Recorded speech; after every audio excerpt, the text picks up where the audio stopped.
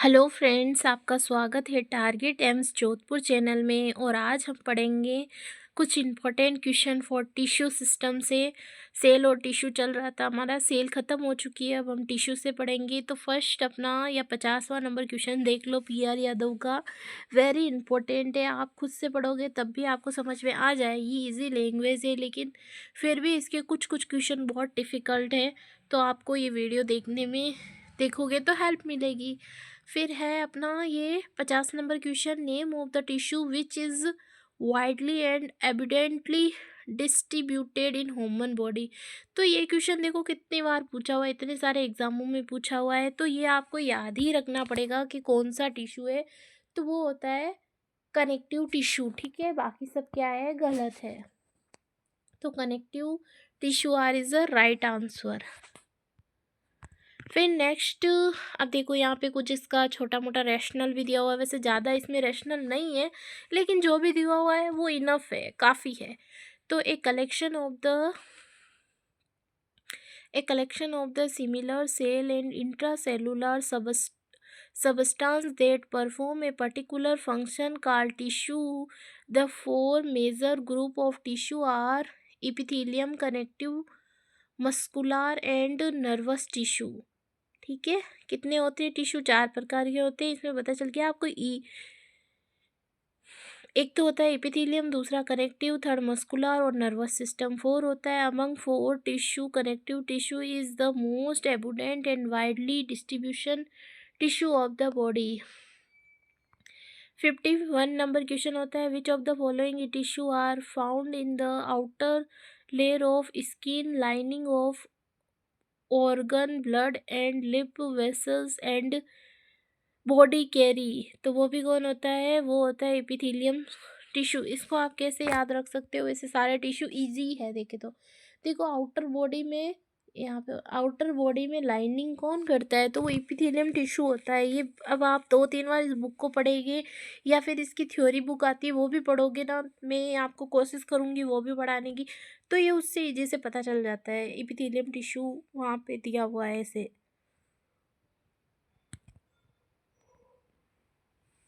ठीक है, अब नेक्स्ट है, इसका थोड़ा सा रैशनल दिया हुआ है। Layer of avascular cell formation the epidermis.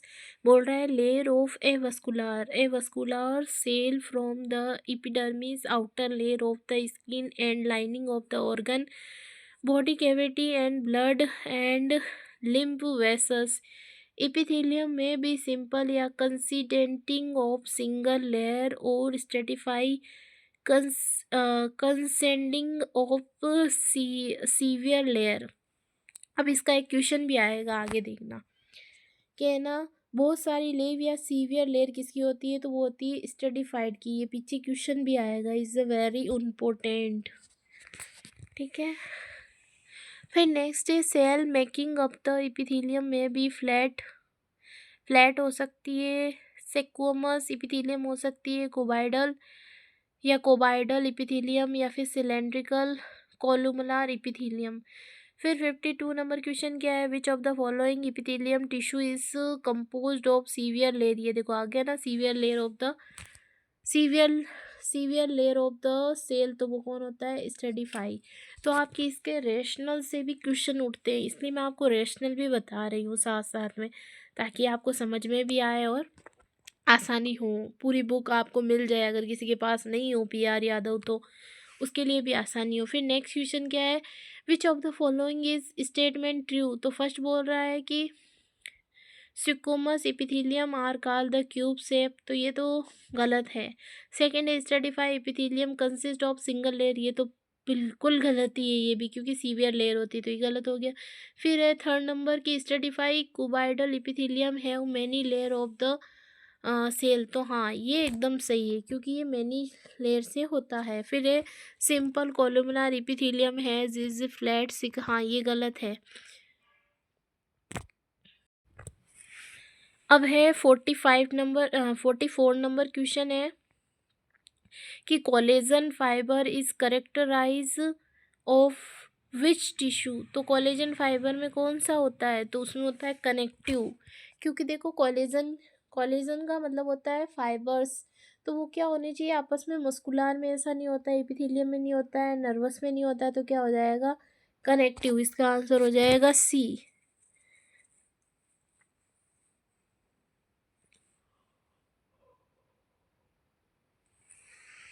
देखो, collagen fibre is the fibre, collagen क्या है, फाइबर है। Collagen fibre is the fibre present in the extra cellular matrix of the connective tissue. Collagen fibre are made up of insoluble collagen protein which found in the connective tissue of the dermis, tendons, ligament, deep fasces, bone and cartilage। फिर 55 number question है, the main compound of cartilage, ligament and tender is, तो वो कौन होता है, cartilage. कौन होता है, वो होता है कैल सॉरी क्या होता है, कोलेजन। इसका आंसर हो जाएगा सी।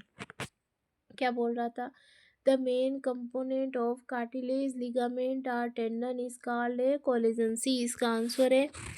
फिर अब नेक्स्ट क्वेश्चन क्या है, cartilage is a most evident blue blue white in colour and able to bear weight, तो वो कौन होता है, बियर वेट कर सकता है, तो वो होता है अपना, कौन होता है, फाइब्रस। कौन होता है, फाइब्रस नहीं, फाइब्रियो नहीं, इलास्टिक नहीं, ये नहीं, वो होता है, कौन होता है, हाइलिन। कौन होता है, हाइलिन। इसका आंसर ए होगा। फिर है, there are 3 cartilage example, hyaline, elastic and fibro cartilage in our body. Hyaline cartilage is a blue white glassy translucent cartilage. Hyaline cartilage is the most common type and fibrocartilage is strong and least flexible cartilage in our body. Which of the following is example of tissue? तो कौन है, blood है। मुझे लगभग इनके सारे answer पता है, यहाँ के देख के नहीं, मुझे सारे आंसर लगभग पता है, क्योंकि मैंने इस बुक को 2-3 बार कर चुकी हूँ, ये अब मेरी तीसरी बार है। तो आप भी ऐसे इस बुक को कई बार पढ़ो, ये फ़ायदा होगा। और इसके ऐसे आंसर याद भी नहीं होते, इनको समझना पड़ता है तभी याद होते हैं। तो except blood, it is a liquid connective tissue all other organism. फिर 58 नंबर क्वेश्चन क्या है, which following is a not in autosomal disease, तो इनमें से कौन सा ऑटोसोमल डिजीज़ नहीं है, तो मतलब बाकी सब तो है। ऐसे आपको नोट्स भी बना सकती हूँ, मैंने भी बनाए हैं, आप भी बना सकते हो, और चाहे तो बस इस बुक को ही 2-3 बार पढ़ सकते हो। मैंने नोट्स भी बना लिए और बुक को भी 2-3 बार पढ़ लिया। तो जो SLE है, ये तो होती है, और ये रूमेटोइड अर्थराइटिस भी होती है, और स्क्लेरोसिस भी होती है। तो ये तीनों तो क्या होती है, ऑटोसोमल डिजीज़ होती है, लेकिन ये सिफिलाइटिस ये नहीं होती है। तो ये इसका क्या हो जाएगा, आंसर हो जाएगा, हमें नहीं पूछा। A disease which is cause by auto antibodies ABS produced either by B lymphocyte or self-reacting T lymphocyte against self antigen or antibody AAG called autoimmune disease AABS या AAG reaction in autosomal disease immuno called unable to distinguish between self and not self. फिर example of auto immuno disease are, जो example क्या है auto immuno disease का, वो है systematic lupus erythematosus ELE, rheumatic arthritis, rheumatic fever या multiple sclerosis.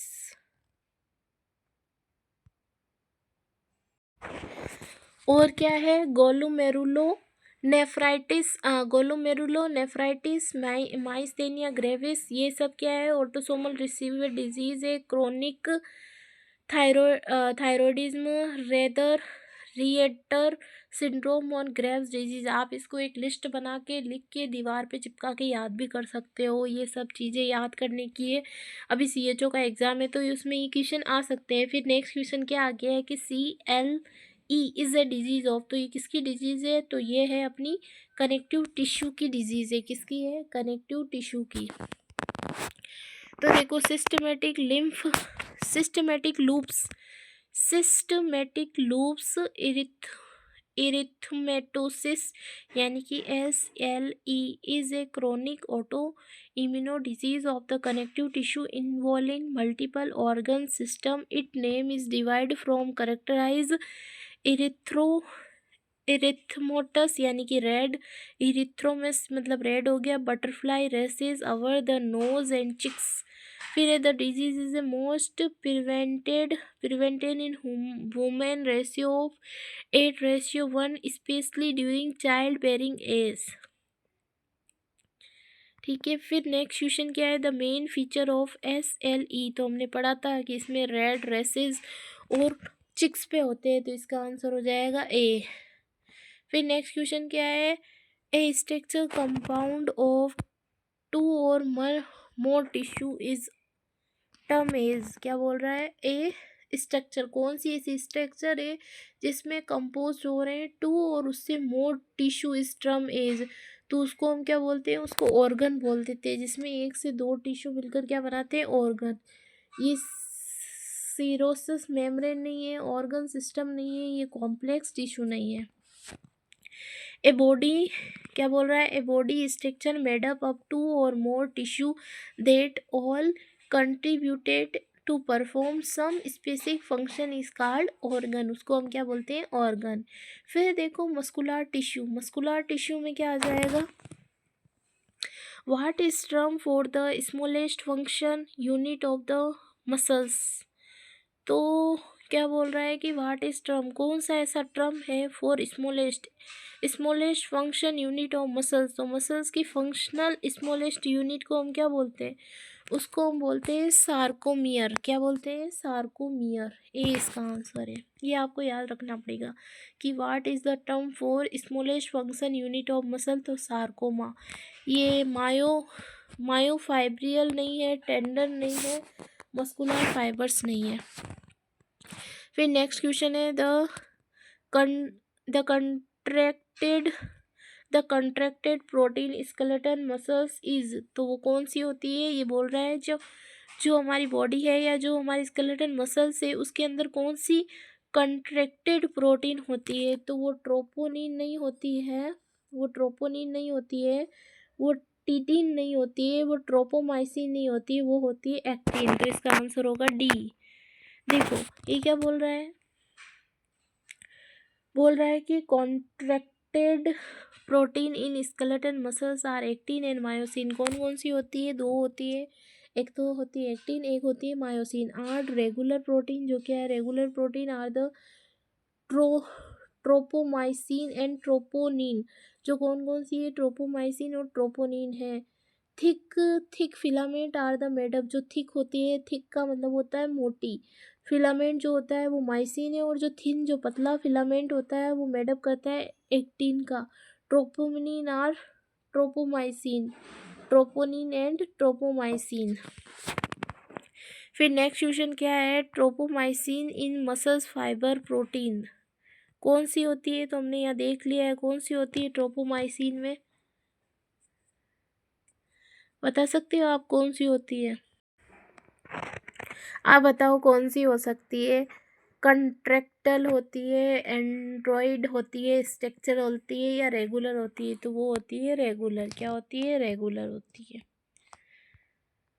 फिर next question क्या है, स्केलेटल मसल अंडर माइक्रोस्कोपी। जब हम स्केलेटल मसल को क्या करते हैं, माइक्रोस्कोपी से देखते हैं, have cross striation formed by dark and light band. तो उसमें क्या दिखाई देते हैं, हम जब उसको माइक्रोस्कोपी से देखें तो उसके अंदर एक लाइट या डार्क कलर के बैंड दिखते हैं।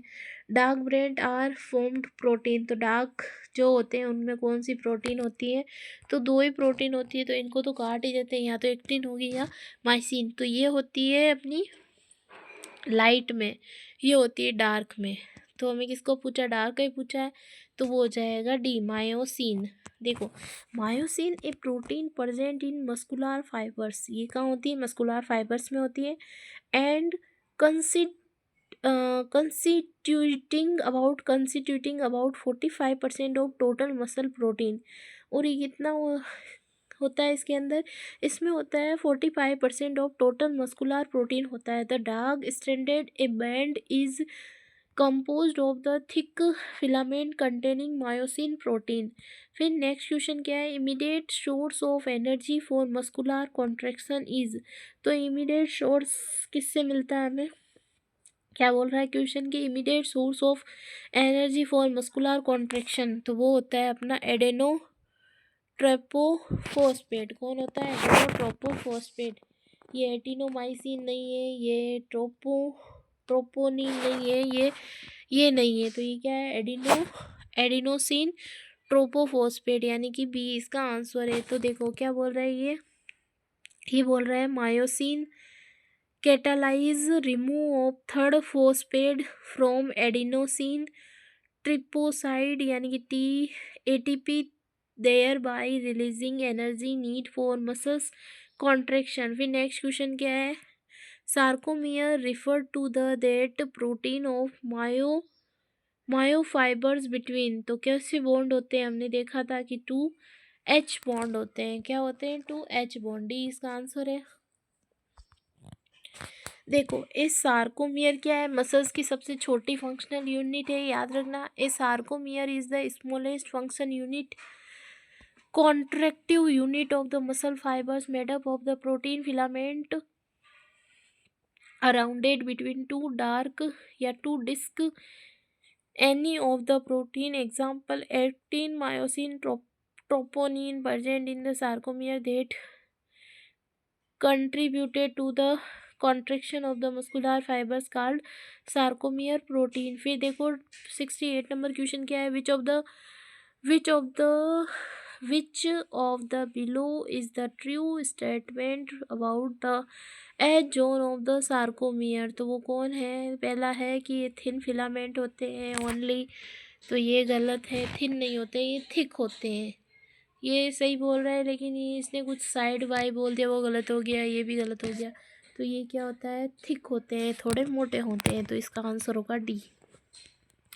फिर नेक्स्ट क्वेश्चन क्या है, which is the main source of energy in cardiac muscles. तो ये क्वेश्चन बहुत अच्छा है, ये क्वेश्चन अच्छा है, क्योंकि ये पूछते हैं फैट कौन होता है main source of cardiac muscles.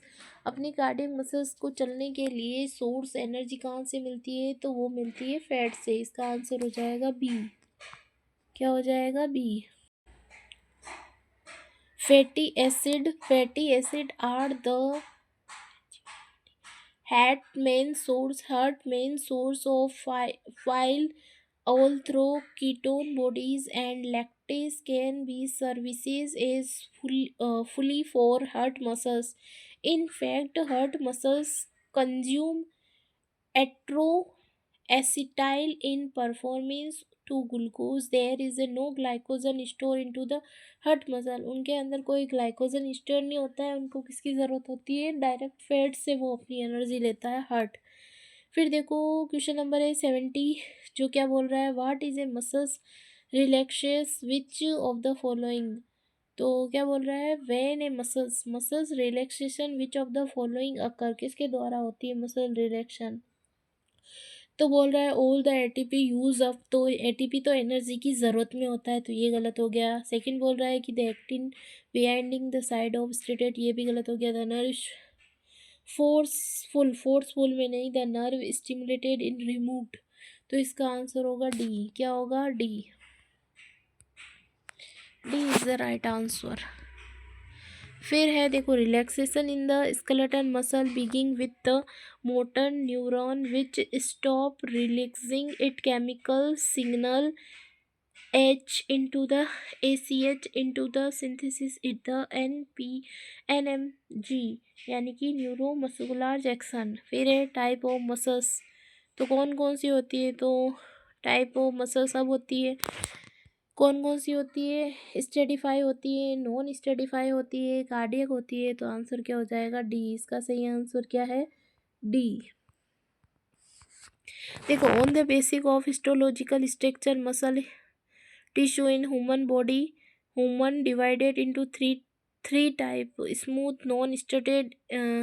Smooth muscle को क्या बोलते हैं हम, देखो ये अच्छा क्वेश्चन है। स्मूथ मसल्स को बोलते हैं नॉन स्टेडिफाई, मतलब जो स्मूथ होगी उसमें स्टेडिफाई बोलेंगे, उसको नॉन स्टेडिफाई बोलेंगे। और स्केलेटल मसल को बोलते हैं स्टेडिफाई, और कार्डियक को कार्डियक बोलते हैं। फिर ये largest smooth muscle thin of the body, तो वो कहाँ होती है स्टोमक में। लार्जेस्ट स्मूथ मसल्स जो होती है हमारी बॉडी में, स्मूथ मतलब सॉफ्ट, तो वो ये तो हार्ड है, ये तो बोन हो गई फीमर वगैरह, तो ये तो नहीं हो सकती सॉफ्ट, तो क्या हो जाएगा स्मूथ नहीं हो सकती मतलब, तो स्टोमक है, सी इसका आंसर है। देखो इसका रेशनल भी दिया हुआ है, muscular tissue that lake cross extension on the it fibers and work involved called smooth muscles in voluntary or non-stratified muscles in found mainly in vascular organ, example stomach, liver, intestine, urinary bladder, uterus etc. फिर है rectus abdominal is the largest smooth muscle in the body, and sartorius is the longest skeletal muscle। और in femur या फिर human, जो femur है humerus है या scapula found in skeletal muscle not है स्मूथ मसल। ये क्या है skeletal muscle है, स्मूथ मसल्स नहीं है। फिर नेक्स्ट क्वेश्चन क्या हो गया, all of the following is organ involuntary muscles except, तो इनवॉलेंट्री कौन होती है, तो देखो हार्ट अपने आप चलता है, आपको पता है, हमारे कहने कोई बटन दबाने से हार्ट नहीं चलता है, अपने आप चलता है। स्टोमक भी अपने आप ही चलता है हमारे कहने से या हमारे ना चलने से वो नहीं चलता है, अपने ही हार्मोन्स निकालता है, अपने ही एंजाइम निकालता है, अपना ही काम करता है।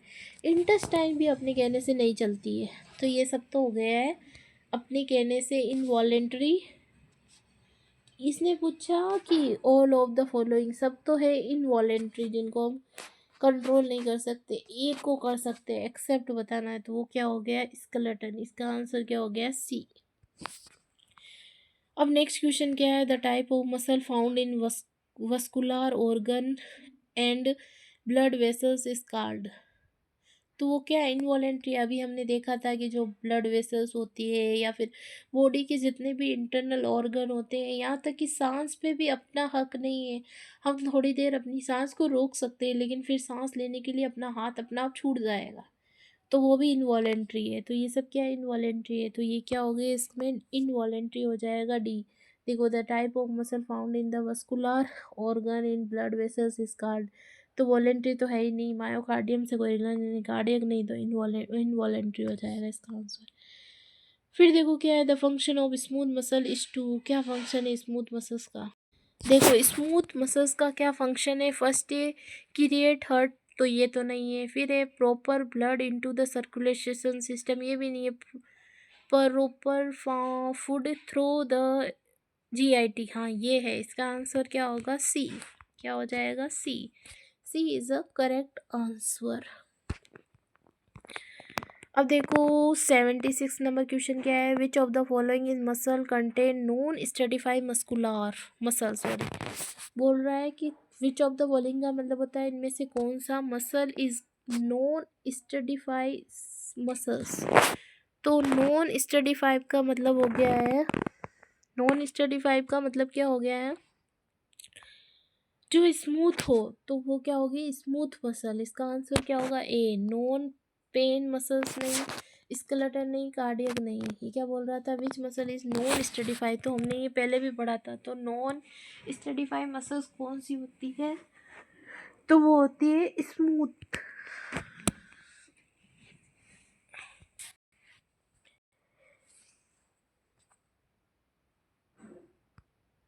कौन सी होती है? स्मूथ होती है।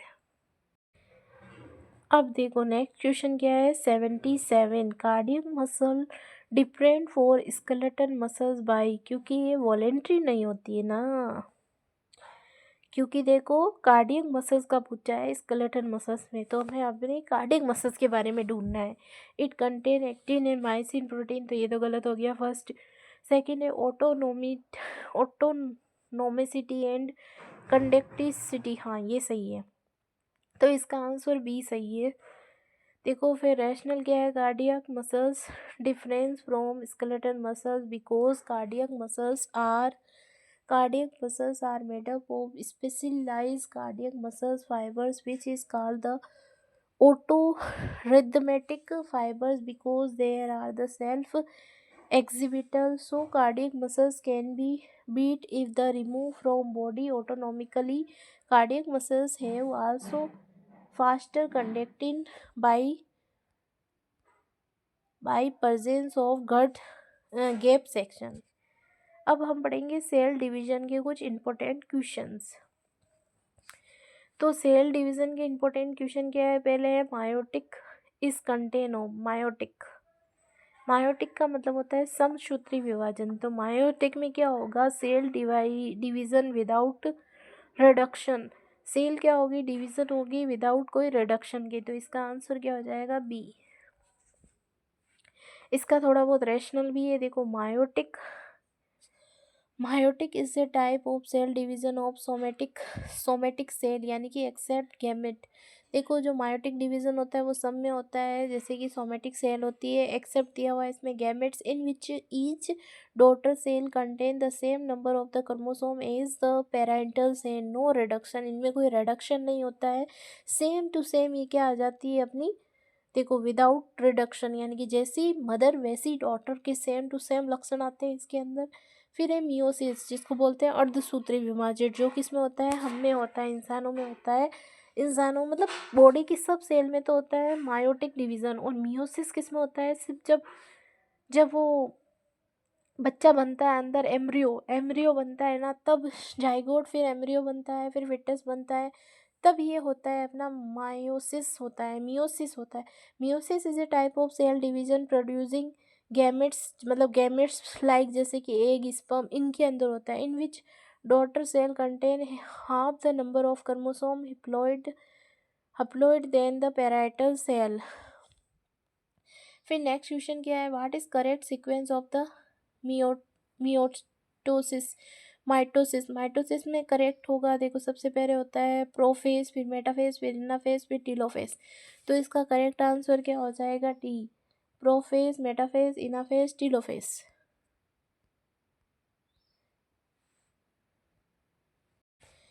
फिर देखो नेक्स्ट क्वेश्चन क्या है, हम इसमें 50 क्वेश्चन करेंगे, मतलब पूरे 100 कर लेंगे, है ना। Which of the following is cell of the body are in almost contain meiosis, ये बोल रहा है विच ऑफ द फॉलोइंग, इनमें से कौन सी सेल है जो body are in the almost contain mitosis, तो किस में होता है म्यूटोसिस, तो वो होता है स्टोमक सेल्स में, किसमें, स्टोमक सेल। माइटोसिस किस में होगा, स्टोमक सेल में, नर्व सेल नहीं, मस्कुलर सेल नहीं, रीनल सेल नहीं, स्टोमक सेल। तो देखो stomach cell of the body are in the almost contain mitosis because there are it risk for damage due to consistent exposure by food, acid, enzyme, skin cell, blood cell, and hair follicle cell also have high rate of mitosis as their tissue containing need to be replaced। फिर है 81 number question, in meiosis how many daughter cell are the produce, क्या बोल रहा है, in meiosis जो होता है यानी कि अर्धसूत्री विभाजन, उसके अंदर daughter cell are the produce कितनी होती है, तो वो होती है 4, कितनी होती है 4, इसका आंसर क्या हो जाएगा सी। देखो इसका रेशनल क्या है, यहाँ पे थोड़ा डायग्राम भी दिया हुआ है लेकिन ये क्लियर नहीं है तो कोई मतलब नहीं है।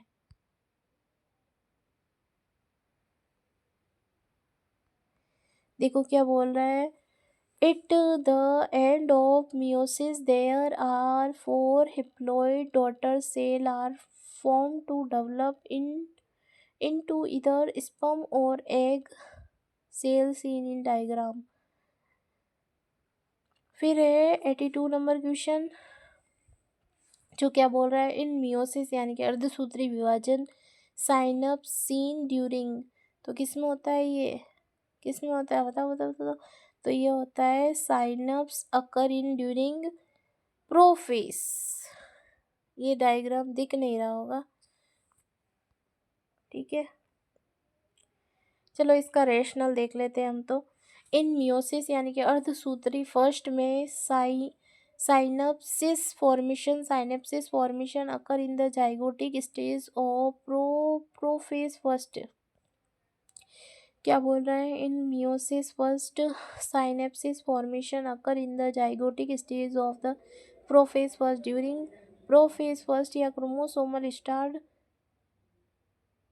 tearing together, this procedure of the pairing called synapsis.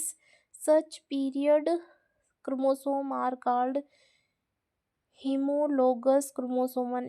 It this stage of crossing over the overall occur।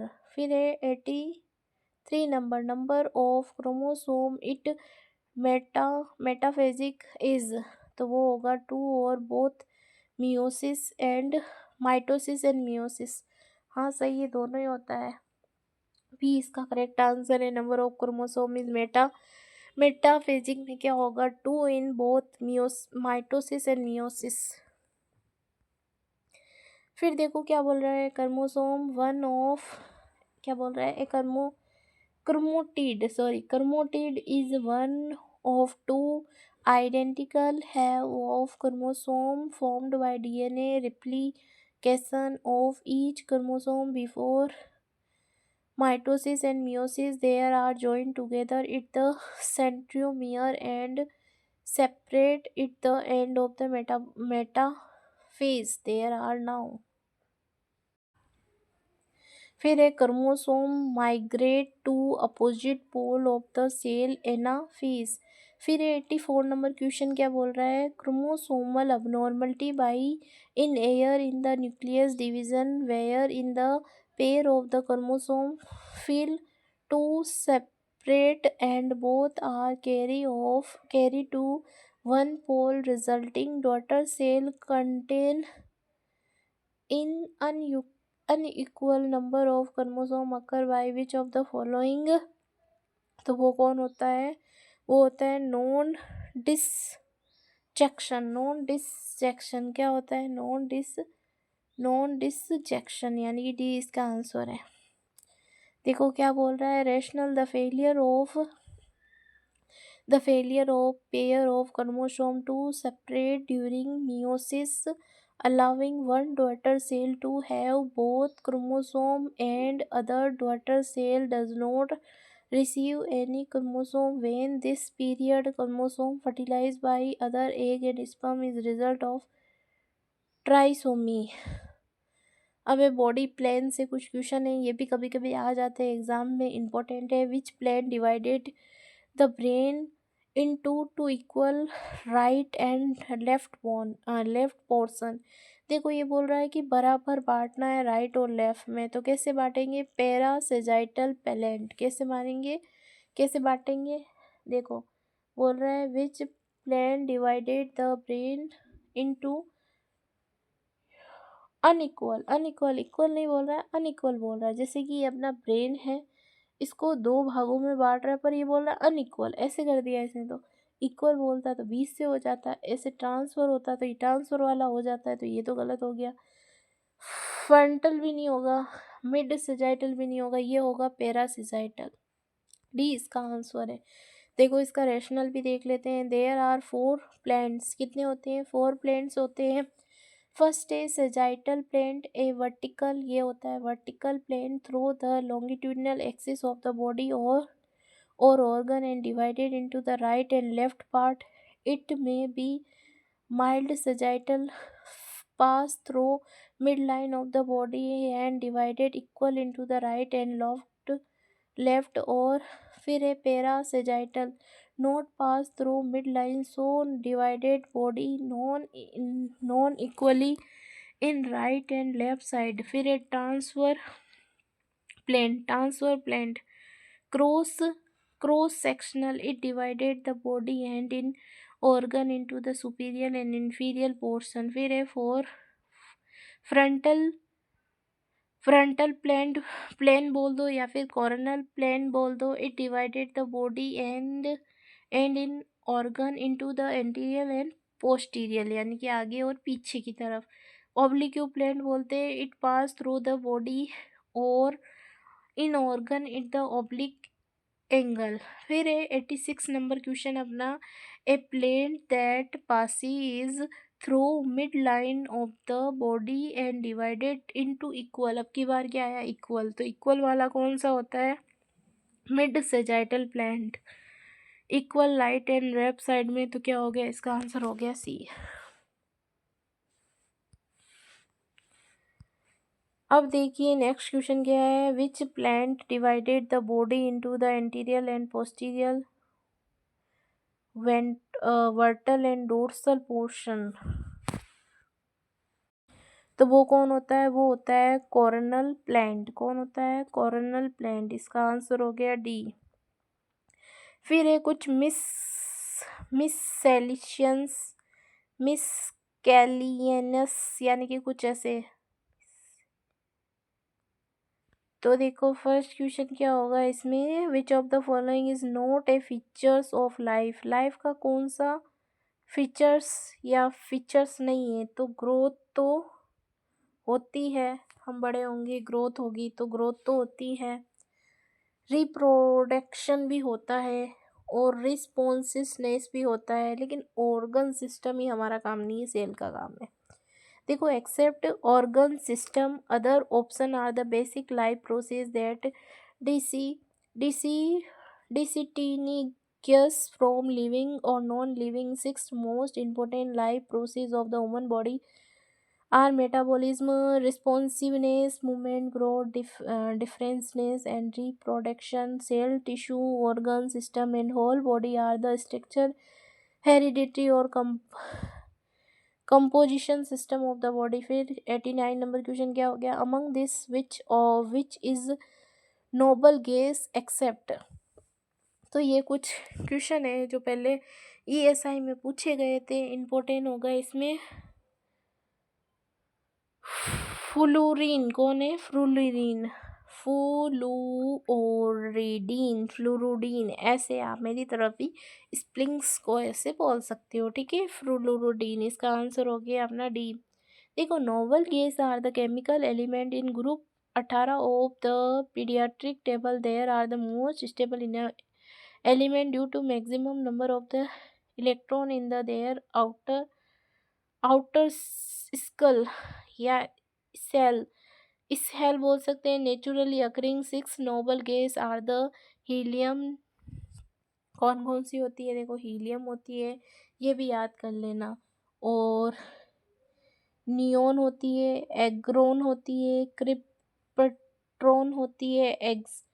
एक्सनोन होती है. रेडियो एक्टिव रेडोन होती है. फिर है out of the chemical force और बाउंडेड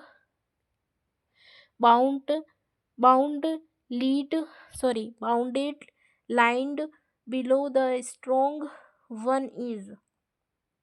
ये बोल रहा है आउट ऑफ द मतलब बाहर की तरफ. Out of the chemical force के द्वारा बाउंड होकर लिस्ट बिलो यानी कि list below the strong one is. तो वो कौन होता है वो होता है अपना कोवेलेंट. कौन होता है covalent. C is the answer. देखो ionic and covalent bond are the strong bond and van der Waals diploid and hydrogen bond are the weakest bond. देखो 91 नंबर क्वेश्चन क्या है, in energy consuming process by which cell of the human body observe molecules such as a protein by in engulfing them is called.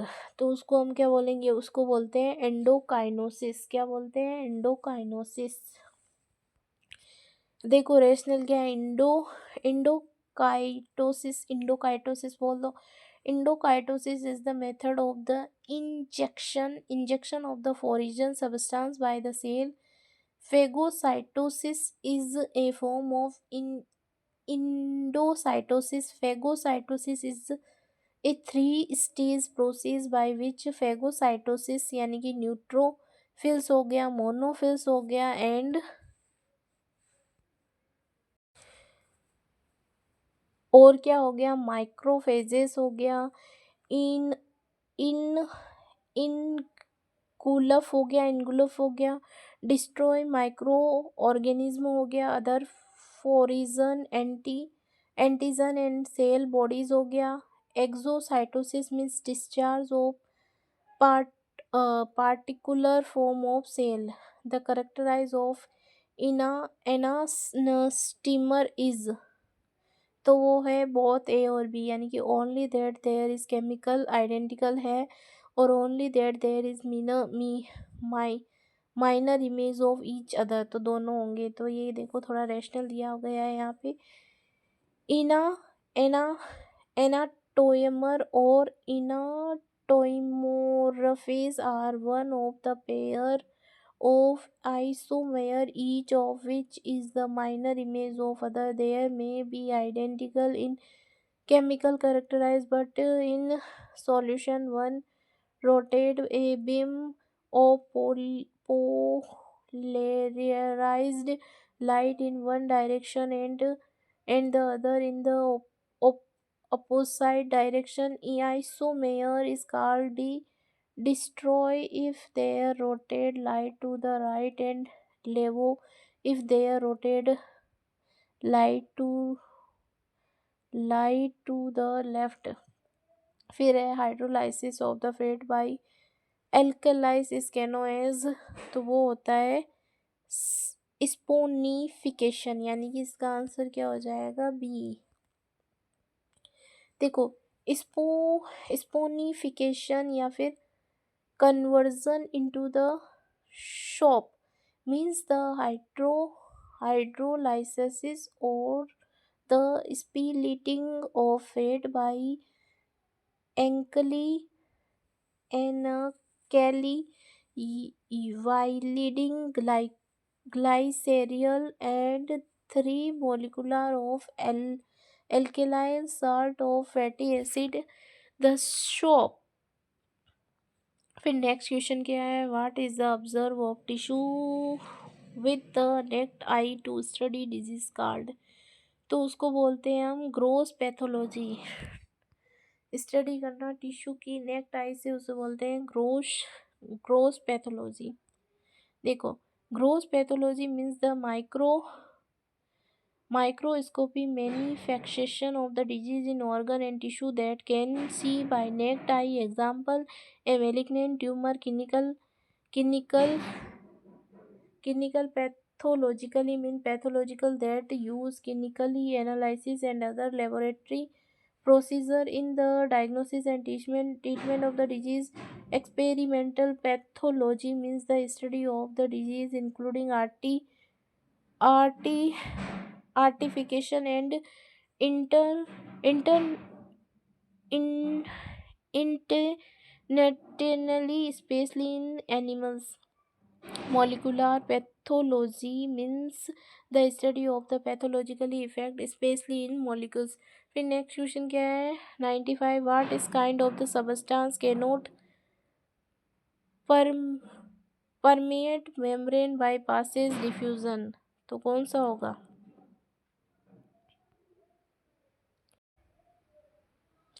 तो वो है हाइड्रोफेजिक substance, यानी कि इसका answer हो जाएगा डी। देखो simple diffusion is in example of passive diffusion, यानी कि solute or substance move occur in membrane without energy. Non polar have no chains. Next point क्या बोल रहा है, non polar have no chains. Hydrophobic substance like, जैसे कि H2, sorry hydrophobic substance like O2, CO2, fatty acid, fat soluble vitamin and nitrogen gases move across the lipid bilayer of cell membranes through the process of simple diffusion. Hydrophobic substance will not be able to pass through cell membrane by simple diffusion. It may require transport protein, carrier protein. Next question है कि black-ended decomposing tissue that is divided of blood circulation is canoes. उसको हम क्या बोलेंगे, उसको बोलेंगे गैंग्रीन्स बोलेंगे जब ब्लैक टिश्यू होने लग जाते हैं तो. ठीक है. गैंग्रीन मीन्स द नेक्रोसिस और death of the tissue resulting from the different और absent ब्लड सप्लाई. फिर है 97 नंबर क्वेश्चन क्या है, congenital absence or close of the normal body of orifice or tubular organ is called, तो उसको बोलते हैं एट्रेशिया. देखो इसमें एक पूरी तरह से absence होना, congenital absence और closing of the normal body orifice इस tubular organ को बोलते हैं एट्रेशिया, और पार्सली होती है तो उसको बोलते हैं फिस्टुला. स्टोनो ये जो स्टेनोसिस है इसका मतलब होता है जो चीज़ पहले जिसकी इतनी जगह थी अब वो स्टेनोसिस यानी कि वो इतनी पतली हो गई है, छोटी जगह हो जाना. हर्निया यानी कि किसी चीज़ का बॉडी से बाहर की तरफ निकल जाना हर्निया कहलाता है. देखो atresia is a congenital absence और closing of the normal body opening और ट्यूबिंग स्ट्रक्चर. देखो 98 नंबर क्वेश्चन क्या है, how introduce the principle of inheritance, तो वो किसने दिया था, तो वो दिया था जेरी गोर मेंडल ने दिया था. डी इसका आंसर है. The law principle of inheritance was produce by Gregor Mendel after conducting experiment on the pea यानी कि मटर का plant. He explained the way in which trends are passed on from one generation to the next generation. The law governing the genetic transcription of dominant and recessive traits. Three laws of inheritance are law of segmentation, law of dominance and law of independence assortment. फिर है 99 the protein present in muscles is, कौन सी protein muscles नहीं है ये, sorry मैंने गलत पढ़ दिया, आप भी पढ़ सकते हो गलत. The protein are present in mucus, तो वो कौन सी होती है, तो वो होती है अपनी म्यूसिन. कौन सी होती है, म्यूसिन. इसका आंसर हो जाएगा B. Mucin is a glycoprotein found in muscles नहीं, म्यूकोसिन. इसमें थोड़े से क्वेश्चन और हैं, मैं सोच रही हूँ सारे ही करवा देते हैं फिर हम ब्लड स्टार्ट करेंगे. तो देखो 100 नंबर क्वेश्चन क्या है, the analysis of parents of nuclei of structure within the body plan of the organic that form base of the taxonomical categories is, तो वो होता है molecular morphology यानी कि इसका आंसर होगा डी. इसका रेशनल देख लेते हैं. The science of the structure and form of the organism without regret to function called morphology. Anatomical is a branch of morphology that deal with the structure of the organism. Comparis- Comparative morphology is an analysis of the parent of the Lucy of the structure within the body plan of the in organism that form the basic of the trochomial categorize.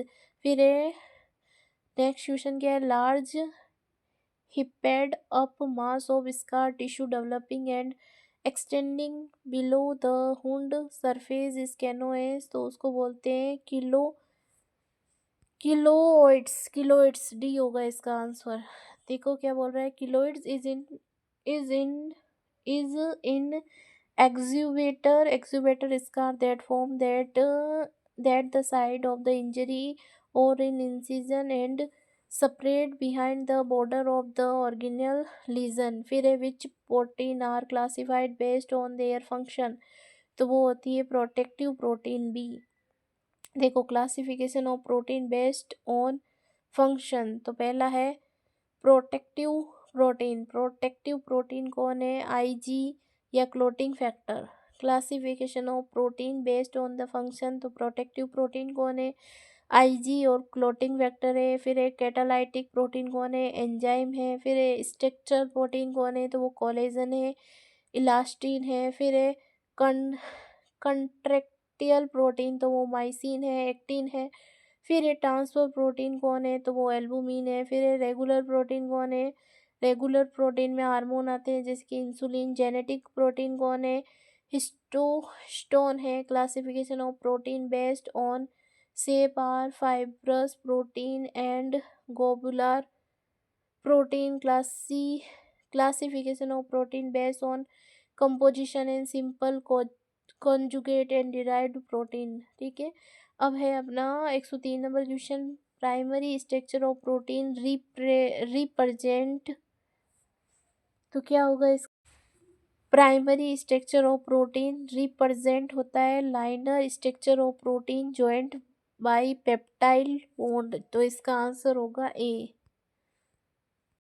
देखो क्या बोल रहा है कि amino acid in primary structure are held together in linear sequence of the amino acid by peptide bound. Secondary structure of the protein is the three dimension from the local segment of the protein.